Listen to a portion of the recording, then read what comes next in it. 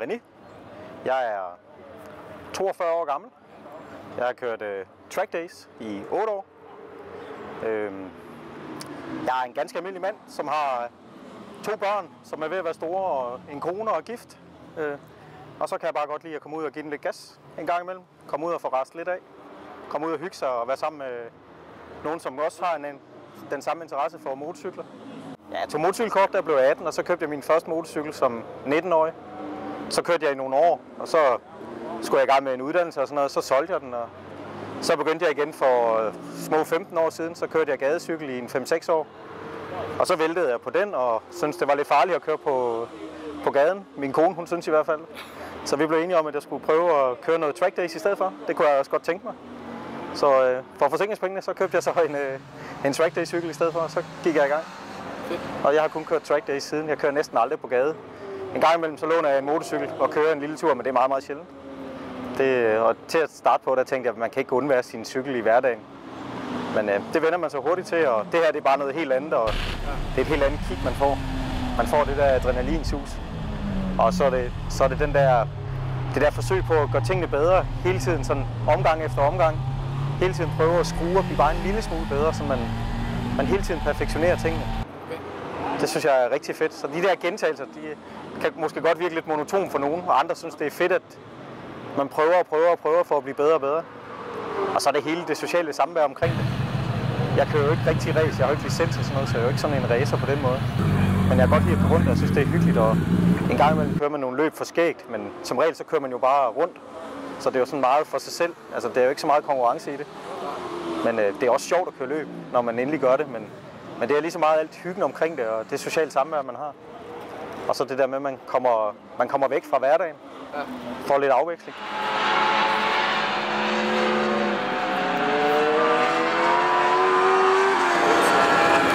Den kan køre omkring 265, 270 måske. På den her langside, der kommer man op på små 220. Men der findes baner i Sverige, f.eks. der kommer man typisk op og kører omkring 260-265. Så går det stærkt, men det er en langside, der er 1200 meter lang, så den er meget, meget lang. Her er langsiden kun 600 meter. Det er meget, meget sjældent, at der er nogen, der kommer galt afsted. Det, der ofte sker, det er, at folk de glider af, laver sådan en lowsider. Eller så mister de simpelthen troen på, at de kan komme rundt, og så fortsætter de lige ud, og så kører de ud i gruset. Og når man så rammer gruset, så ryger man af motorcyklen, men som regel sker der ikke andet end det. Det går kun rigtig galt, når folk de kører sammen, og man bliver kørt over. Det kan man ikke tåle. Ellers så kan man stort set holde til alt. Så de skader, der ofte sker, jeg har været væltet, jeg ved ikke, en del gange, men jeg har aldrig brækket noget. Jeg har haft lidt ondt i nakken efter et fald og sådan noget, men jeg har aldrig brækket noget. Men når man så brækker noget, så er det typisk kravbenene, der ryger. Men det er ikke så altid.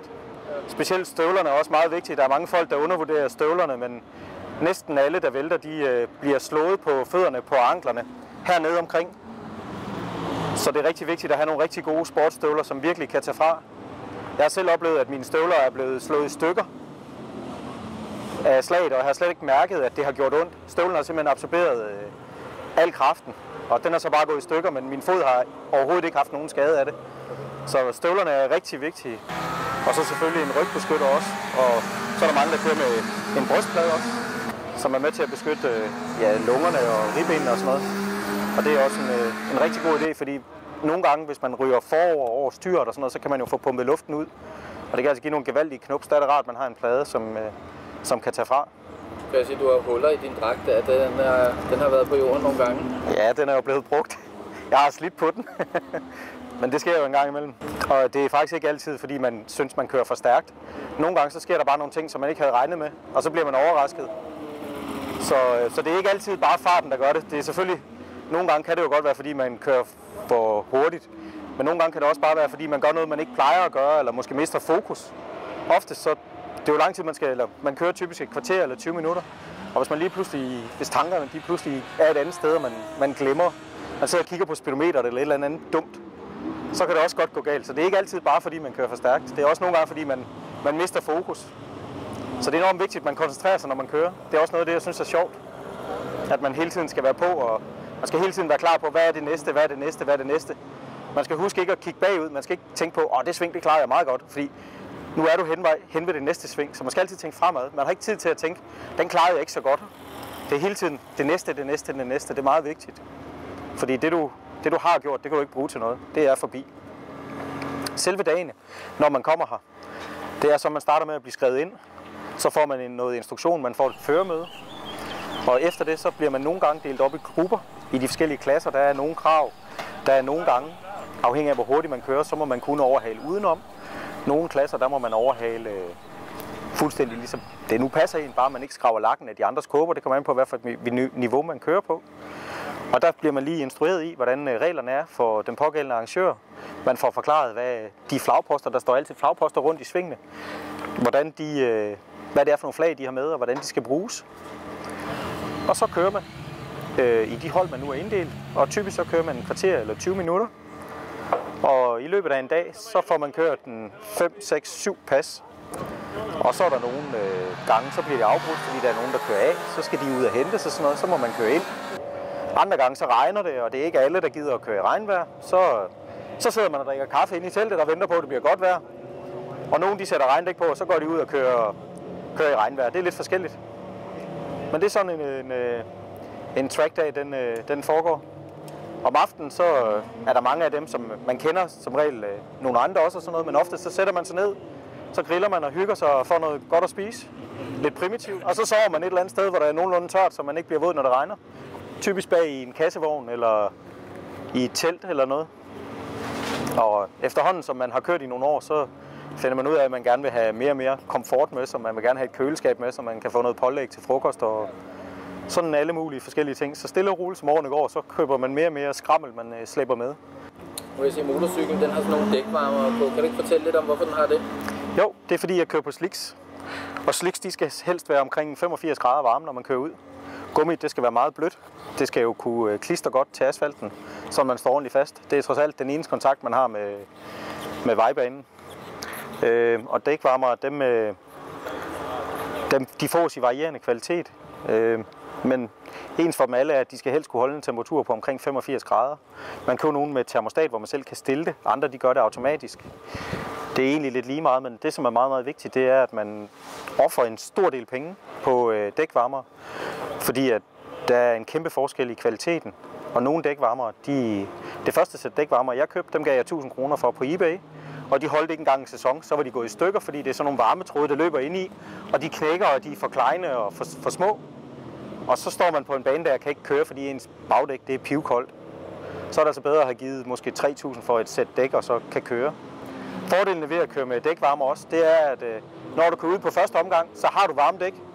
Hvis man kører på gadedæk for eksempel, så skal man køre nogle omgange, før man får arbejdet lidt varme i. Her der er det bare instant action. Det er på.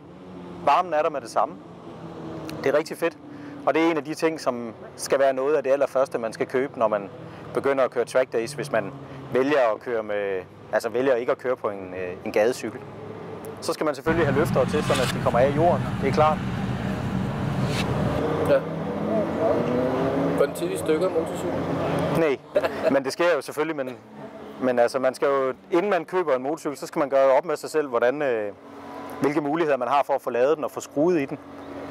Hvis man er meget fingernem, så kan man godt købe for eksempel en rigtig racer, en motorcykel, som har været sat op til race, og er måske en 600 kubik, som er meget, meget hårdt pumpet. Den kan man godt forvente, måske går mere i stykker end sådan en halvgammel 1000 kubikker, hvor der ikke er pillet i motoren. Det er bare en traktor. Den kører stort set altid. Og den er selvfølgelig lidt tungere og lidt sværere at køre på, men til gengæld så er man fri for at skal skrue i den evigt og altid. Så der skal man gøre op med sig selv, hvad det er, man gerne vil. Og om man har stederne, man kender nogen, der kan hjælpe en med at lære at lave den, eller om man skal have den til mekaniker hver gang, fordi så bliver det hurtigt dyrt. Så det skal man gøre sig klar, inden man går i gang. Hvor racet er det nødvendigt, at det er. Og der kan det i hvert fald være en god idé at starte i noget, der minder om en almindelig gadecykel, som ikke er pumpet på nogen måde, fordi de holder meget længere end de maskiner, som er blevet tunet.